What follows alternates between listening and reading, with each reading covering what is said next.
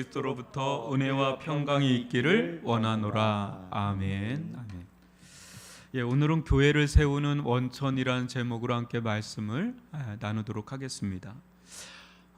오늘날 같이 다양한 문제가 발생하는 시대는 일찍이 없었습니다. 여러 그 사회적 문제들, 젠더 문제, 정치 문제, 식량 문제, 코로나 요새 또 엄청나죠. 고물가, 고환율, 할 때도 있습니다.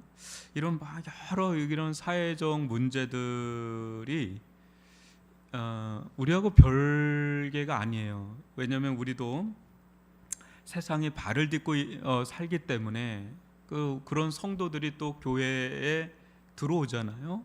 그 성도들과 함께 그런 세상의 사회적인 문제들이 또 같이 들어와서 이게 어떻게 대응하는 것이 기독교적인 올바른 대응인가? 굉장히 난제들이 많습니다. 굉장히 첨예하고 예민하고 자칫 잘못 얘기했다가는 정치적인 문제로 휘말릴 수도 있고 어떤 젠더 문제로 휘말릴 수도 있고 여러 요소들이 참 많습니다.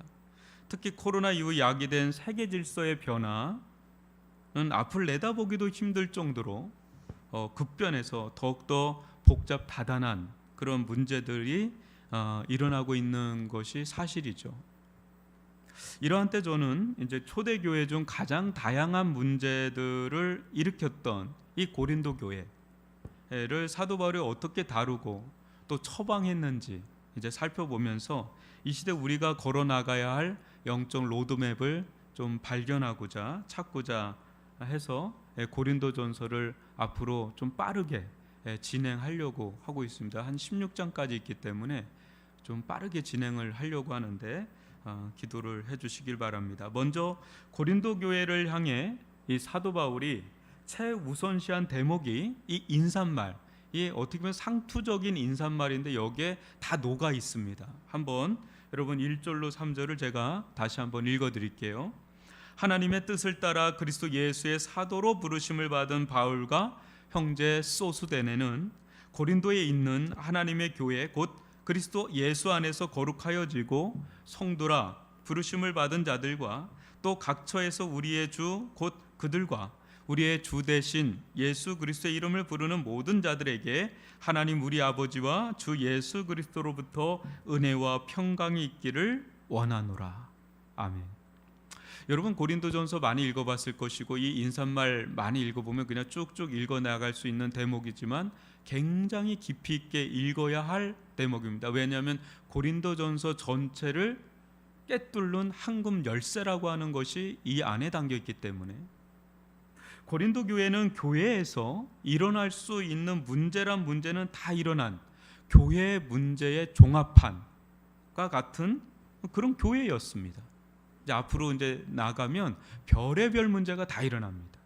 어떻게 한 교회에 이렇게 많은 문제가 일어날 수 있을까 할 정도의 문제가 일어납니다. 여러분들이 사도 바울이라면 이런 교회를 향해 무슨 말을 어디서부터 어떻게 꺼내야 할지 고민하지 않겠어요? 저는 사도 바울이 엄청 고민하면서 이 서두 부분 인사말을 썼다라고 봅니다. 약간 달라요. 빌립보서 쓸 때, 에베소서 쓸 때 다 달라요. 근데 고린도전서는 이렇게 썼다는 거예요. 그러니까 이 안에 엄청난 게 들어가 있겠죠.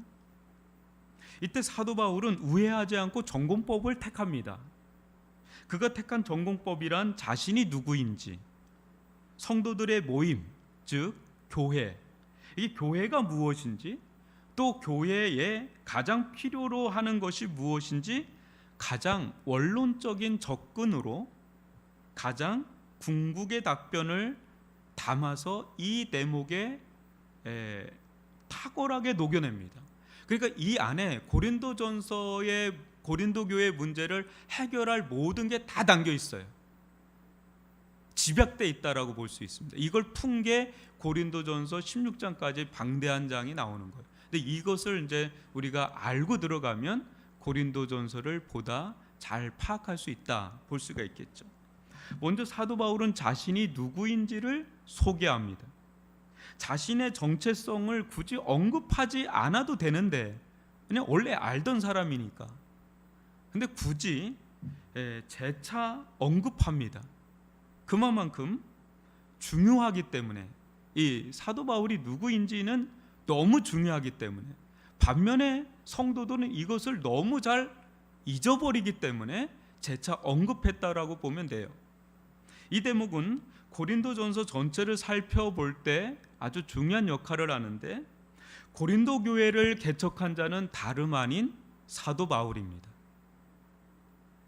그러나 성도들 중 어떤 이들이 그의 사도권을 심각하게 부정합니다. 참 아이러니하죠. 개척자인데, 개척 목사인데 그의 사도권을, 그 목사 권위를 인정하지 않는, 아주 아이러니한 거죠. 이 문제는 그 개인을 넘어서 그가 전하는 말씀까지 부정하는 상황에 이르렀기에 상당히 심각한 문제였습니다. 그래서 고린도전서 19장 자체를 다 이 부분을 할애를 할 정도로 굉장히 중요한 문제로 제기됩니다. 그는 이 점을 바로잡기 위해서 자신은 사람의 뜻을 따라 사람에 의해 고린도 교회에 온 자가 아니라고 천명합니다. 자신은 하나님의 뜻을 따라 그리스도 예수의 사도로 부름받아 고린도 교회로 보냄받은 사도임을 천명합니다. 이 점은 교회가 교회다워지고 교회가 세워지는 데 있어서 매우 중요한 역할을 한다는 거죠. 여러분, 사도 에베소서 2장 20절을 보시면 제가 읽어드리겠습니다. 너희는 사도들과 선지자들의 터 위에 세우심을 입은 자라. 어디에 세우심을 입었다고요? 사도들과 선지자들의 터 위에. 교회는 사도들과 선지자들의 터 위에 세움을 받는 게 교회인데, 그리스도 예수께서 친히 모퉁이 돌이 되셨느니라, 그렇게 표현하는 장면이 나옵니다. 교회를 교회되게 하는 것, 여러분 뭘까요? 이렇게 건물 짓고 뭐 이렇게 사람들 모이고 그런 교회가 교회다워지는 건가요? 아니죠. 사도들과 선지자들의 정통에 서 있는 하나님의 말씀, 거기 위에서 교회가 교회다워지고 세워진다는 거예요. 우리가 교회에 모이는 1차적 목적, 여러분 오늘 이렇게 모인 목적은 1차적 목적, 여러 목적이 있겠지만 제일 우선시된 목적은 뭐겠어요? 교회에, 하나님께서 교회에 주시는 말씀, 그 말씀을 듣고자 함이죠. 그 말씀을 들은 자들이 이제 찬양, 송영으로 나가는 거죠. 할렐루야 하면서. 그때 하나님은 지정하신 수단인 이 설교를 통해서 말씀을 들려주십니다. 지정하신 거예요. 하나님께서 이 설교를 통해서 이 교회에 하나님께서 전달하고 싶은 말씀을 주시는 거죠. 하나님은 교회를 이렇게 말씀과 성령의 은혜로 통치하고 다스리시기를 기뻐하셨어요. 그런 점에서 목회자는 하나님의 여러 가지 역할을 합니다. 목회자는 신방도 하고 행정적인 일도 하고 어떤 결정을 해야 되고 여러 가지 하지만 하나님의 제일 1순위 되는 임무는 하나님의 말씀을 전달하는 설교자인데, 만약 목회자의 권위가 부정되면 이는 곧 그가 전하는 말씀이 부정될 가능성이 커지는 거죠. 하나님의 말씀이 권위 있게 들려져야 되는데 그 말씀을 전하는 목회자의 권위가 확보가 되지 않으면 그가 전하는 말씀 자체가 부정이 되는 그런 경향이 생길 수가 있는 거죠. 그때 교회는 교회다워질 수가 없는 것이죠. 그래서 이 부분이 교회를 교회되게 하는 데 있어서 가장 중심 뿌리에 해당한다 할 수가 있겠습니다. 최근 한 교회에서 일어난 이야기를 듣고 가슴 아팠던 적이 있었습니다. 이 교회만의 문제는 아닐 거예요. 그렇지만 또 대다수의 교회라고 할 수는 없고 몇몇 교회가 이런 일들이 있죠.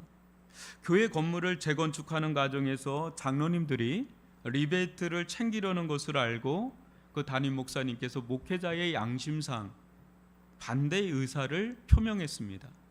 여러분 어떻게 됐을까요? 굉장히 오랜 전통이 있는 교회인데 결론은 목사님께서 강대상에 올라가는 것을 붙잡고 끌어내려서 쫓아내는 그런 일들이 일어났습니다. 한간에 청빙된 목사님들을 교회 부흥을 위해 고용된 CEO로 보는 이야기는 어제 오늘의 이야기가 아닙니다. 목사님을 자신들의 뜻을 따라 자신들이 세웠다고 생각하는 것보다 더 큰 재앙은 없습니다. 목사님들은 이런 세태 속에 고민할 때가 있습니다. 저항할까? 아님 야합할까?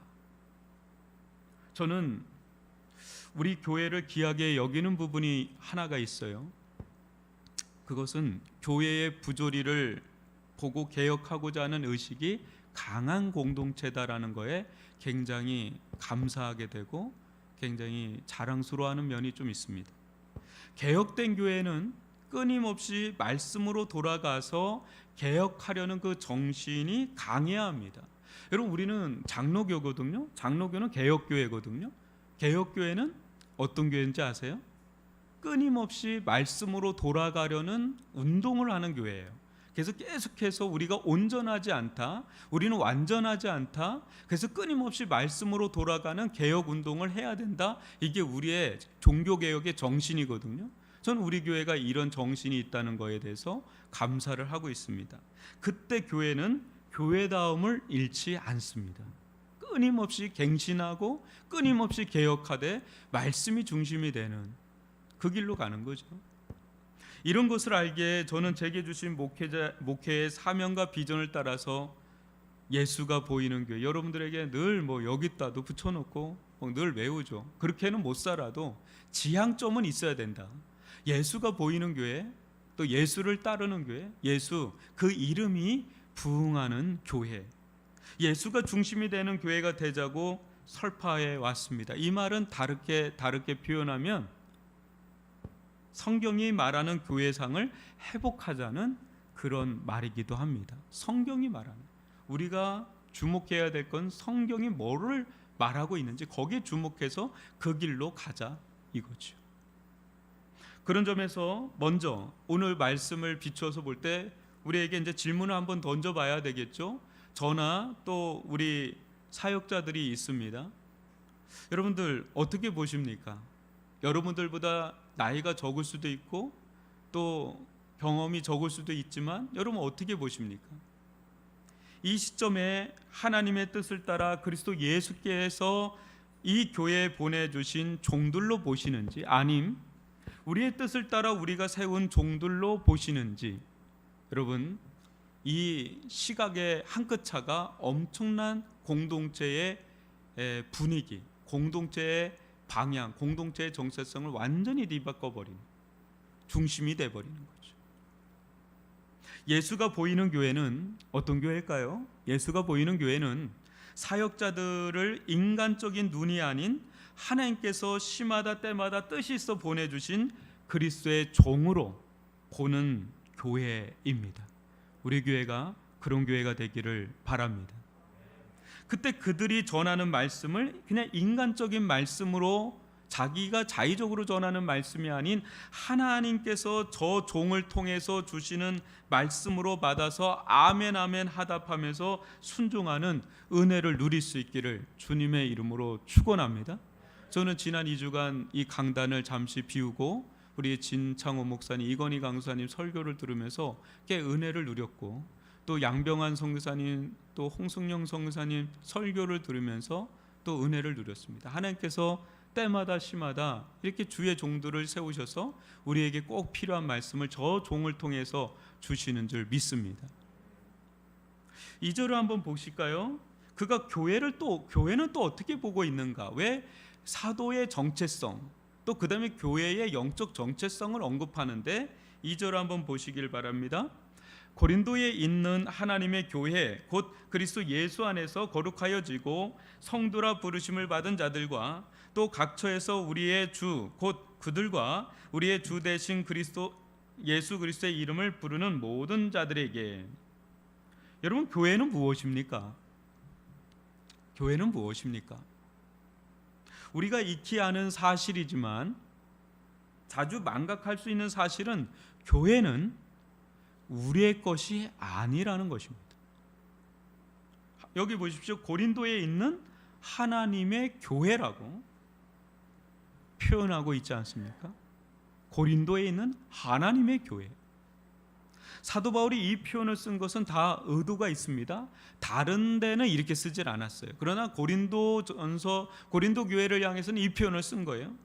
그것은 고린도 교회 내, 앞으로 이제 살펴보겠지만, 교회가 마치 자기들 것이냐, 이 소유 의식이 강한 자들이 일어났기 때문에 이 대목을 삽입해서 쓴 거예요. 이로 인해서 교회는 몇몇 힘 있는 자들의 사유물로 전락해 버릴 위기에 놓인 것입니다. 그래서 이 부분을 아예 앞에서 그냥 못을 박은 거예요. 하나님의 교회들. 우리도 자칫 교회가 내 것인 마냥 생각할 때가 있지요. 교회에 약간 아웃사이더에 있는 사람, 미들 그룹에 있는 사람, 인사이드 그룹에 있는 사람마다 교회가 어떤 교회, 내 교회다, 이 주인의식, 또 주인 노릇하는 게 좀 달라요. 그죠? 그런데 이 교회가 내 교회다, 이게 너무 강하면 주인 의식을 갖는 건 좋은데 주인 노릇을 하는 것은 굉장히 위험할 수 있어요.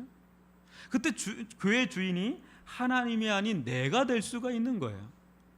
내가 될 수가 있는 거예요. 그때 교회에는 하나님 대신 사람이 더 돋보이게 될 수가 있습니다. 어느 교회를 보니까 그 장로님의 눈치를 모든 성도들이 다 봅니다. 그분이 무슨 말을 하면 그게 법이 돼버리는 교회. 사람이 더 돋보이는 교회. 굉장히 위험한 교회죠. 이 교회는 누가 세웠어, 이런 말을 해요. 그죠? 누가 세웠어. 어떤 목사님이 이 교회를 세웠어. 그래서 부흥했어. 물론 무슨 말인지는 아는 거예요. 왜냐하면 너무나 많은 헌신과 수고에 대한 어떤 존경 어린 고백이긴 하지만 이런 말들은 매우 위험하게 흐를 수가 있는 말들이에요. 누가 세웠어요? 교회를 누가 세우겠어요? 앞으로 우리가 고린도전서를 살펴보겠지만 우리가 명심하고 또 명심해야 할 것은 교회는 하나님의 교회라는 사실이에요. 하나님의 교회다. 하나님의 교회다. 제가 작년에 가장 기뻤던 일 중에 하나는 교회, 제가 난생 처음 법무사를 가보고 거기서 등기부 등본을 받는 그런 때가 있었습니다. 근데 그때가 제일 기뻤던 날 중에 하루였어요. 왜인지 아세요, 여러분? 우리 교회 건물 생겨가지고 제가 기뻤을 것 같으세요? 이 건물의 주인이 제가 아니더라고요. 소유자가 미래중앙교회로 딱 찍혀서 나오더라고요. 그게 저한테는 너무너무 기뻤어요. 제가 왜 이걸 기뻐했는지 여러분은 자세히 잘 모르실 거예요. 너무너무 기뻤어요. 미래중앙교회, 이것은 또 누구 거죠? 이 건물은 미래중앙교회 거거든요. 근데 미래중앙교회는 누구의 거예요? 하나님의 거잖아요. 그래서 기뻤어요. 하나님의 교회니까. 여러분, 그런 점에서 보면 얼마나 안전한 겁니까? 그죠? 만약 우리 중 누구의 것이라고 한번 해보세요. 그럼 어느 때는 위기양양할 수 있어요. 우리 교회는 이게 강남의 큰 땅에 이 큰 교회가 우리 교회다라고 하면 그냥 우쭐거려지잖아요. 또 여러분, 또 뭔가 부채가 있거나 그런 교회도 있지 않습니까? 짓다 보면 그리고 또 얼마나 또 불안해요. 그죠? 그러나 교회는 하나님의 것이기에 하나님의 것이에요. 하나님께서 책임져 주시고 인도하시고 또 이끌어 가시는 줄 믿습니다. 이거 얼마나 마음 편하네요. 이게 내 거라고 하면은 때로는 막 우쭐했다가 또 어느 때는 굉장히 불안할 텐데 이게 하나님의 것이니까 얼마나 안전해요. 하나님께 다 책임져 주시고 이끌어 가실 거니까. 이제 이게 또 은혜죠. 교회는 하나님의 것이고 하나님께서 친히 이끌어 가실 줄 믿습니다. 하나님의 소유물이기에 성도인 우리들을 하나님은 얼마나 소중하고 또 가치 있게 바라보시는지, 그것은 이름 말할 수 없는 영광이죠. 여러분, 교회는 곧 우리들이거든요. 이 건물이 교회가 아니라 사람이 교회거든요. 성도가 교회거든요. 하나님께서 우리 성도들, 이 교회를 볼 때 자기 거거든요. 하나님의 것인데 얼마나 소중하게 여기고 얼마나 가치 있게 여기겠어요. 절대 안 뺏깁니다. 그러니까 너무 안전한 거죠. 은혜죠, 은혜. 하나님의 교회라는 거는 은혜인 줄 믿습니다. 저는 목회하면서 이 자리에 앉아서 새벽마다 저녁마다 기도할 때 늘 기도해요. 답답할 때마다 기도할 때가 있는데, 그때마다 기도하는 제목 중에 하나가 이거예요. 이 교회는 저의 교회가 아닙니다. 어느 때는 정말 내 교회인 것 같아가지고 너무 힘든 거예요. 근데 이 교회는 저의 교회가 아닌데 왜 내가 이렇게 힘들어야 돼요? 이제 하나님께 땡깡 부리는 거죠. 하나님의 교회잖아요. 주님의 교회잖아요. 주님께서 하세요. 이게 내게 아닌데 왜 내가 이렇게까지 그렇게 아침부터 저는 이렇게 해야 합니까? 주님의 교회잖아요. 하나님의 교회잖아요. 그렇게 하소연을 합니다. 그러면서 기도해요. 주께서 원하시는 것이 무엇입니까? 주께서 우리에게 원하시는 것이 무엇입니까? 우리에게 말씀하시는 것이 무엇입니까? 주의 뜻을 보여주시옵소서. 그래야 우리 교회 구석구석마다 사람보다 하나님이 드러나기를 원합니다. 사람보다 예수가 드러나기를 원합니다. 하나님 보기를 원합니다. 사람보다 하나님이 영광받기를 원합니다. 더 영광받고 싶지 않습니다. 저는 그럴 역량도 깜냥도 안 됩니다. 그러나 우리 교회 구석구석에서 하나님이 돋보이기만은 원합니다. 하나님만이 더 영광받기를 원합니다. 그 기도를 계속 하게 됩니다.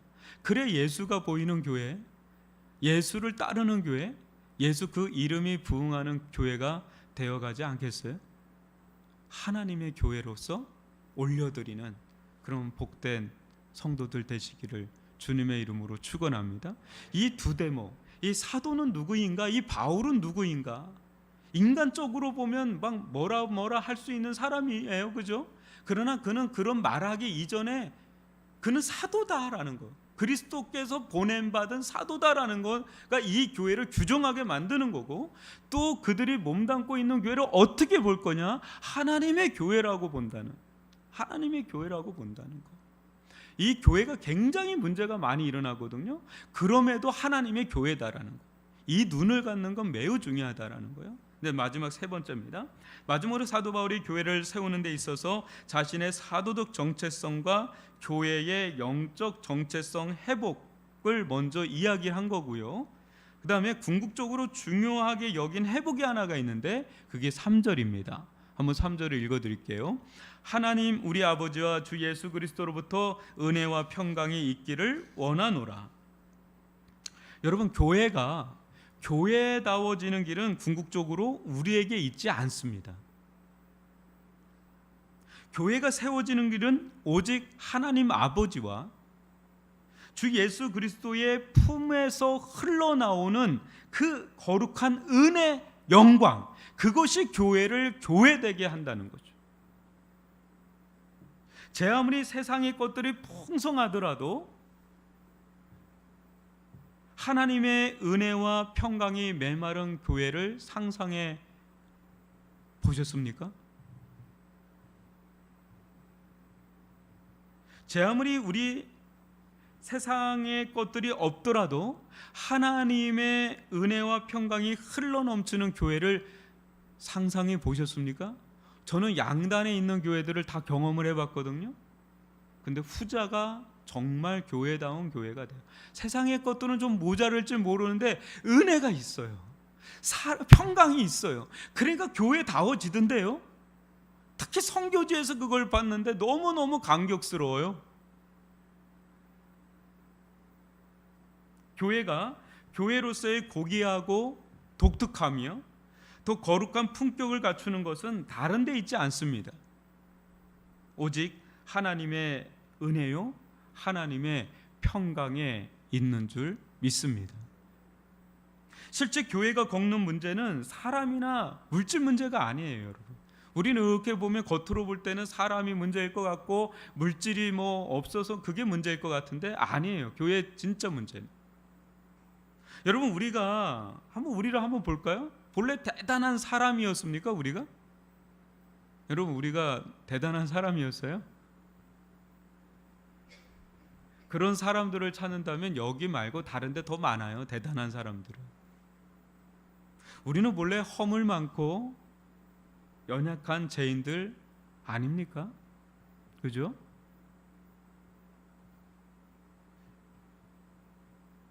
오직 하나님의 은혜가 우리로 하여금 교회에 지체되게 한 거 아닌가요? 뭐 딴 게 있나요?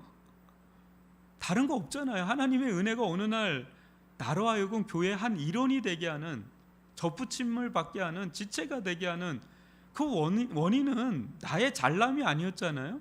내가 했던 거는 뭐 죄밖에는 없는 거예요. 은혜죠, 은혜. 그 하나님의 은혜가 우리를 한 해가 접붙이게 한 거죠. 하나님의 은혜가 아니었다면 이 자리에 있을 자는 한 사람도 없습니다, 여러분. 그러나 우리에게 하나님의 은혜와 평강이 사라졌다고 한번 생각해 보십시오. 정말 한순간에 12제자가 그냥 예수님 떠난 12제자처럼 아무것도 아닌 자, 아무것도 할 수 없는 자가 돼버린, 그런 자가 돼버리잖아요. 그러니까 자랑할 게 없어요. 자랑할 건 오직 예수밖에 없고 예수의 은혜밖에 자랑할 게 없어요. 알고 보면 정말 쭉정이 같은 자들인데 주님께서 우리 안에 꽉 채워줘서 그 은혜로 살아가는 자들. 교회는 우리의 잘남으로 세워지는 게 아니에요, 여러분. 학력이 탁월한 사람들, 세상에서 뭔가 한 건 한 사람들이 교회 와서 뭔가 하는 게 아니에요, 여러분. 교회를 교회되게 하는 것은 오직 하나님의 은혜, 그 평강, 그것입니다. 하나님의 은혜가 나를 압도하고 하나님의 평강이 나를 덮을 때 우리는 우리 힘으로 할 수 없는 일을 감히 해냅니다. 도저히 어떻게 할 수 없었던 나에게 하나님의 은혜가 임하고 하나님의 평강이 임하면 마음이 한없이 넓어지고 마음이 한없이 자유해져서 세상 권력도 내려놓을 수도 있고 세상의 부도, 세상의 물질도 감히 드릴 수 있고 자신에게 주어진 시간과 에너지와 재능을 아낌없이 주와 복음을 위해 드릴 수 있게 하는 그 힘, 무엇이 당신을 이렇게 살게 하는 것입니까? 라고 묻는다면 답은 오직 하나, 하나님의 은혜 때문이라오. 그 은혜가 나를 주장해서 나로 하여금 이렇게 살게 합니다 라고 할 수밖에 없는 고백, 그게 우리의 유일한 고백 아닌가요? 은혜가 모든 것을 하게 합니다. 평강이, 말할 수 없는 평강이 모든 것을 이기게 합니다. 이런 하나님의 은혜와 평강이 회복될 때 고린도 교회의 수없이 많은 문제들, 근친상간, 분쟁, 이런 법정 소송, 그게 다 회복된다는 거. 답은 다 있어요, 이 안에. 사도의 권위가 회복되는 것, 교회는 하나님의 교회다라는 것, 또 그 속에 예수 그리스도의 품에서 나오는 그 은혜와 평강이 주어질 때 교회는 모든 문제를 해결받을 뿐 아니라 교회는 교회다워지게 된다. 이런 은혜가 우리 위례중앙 교회 가운데도 임하기를 주님의 이름으로 축원합니다.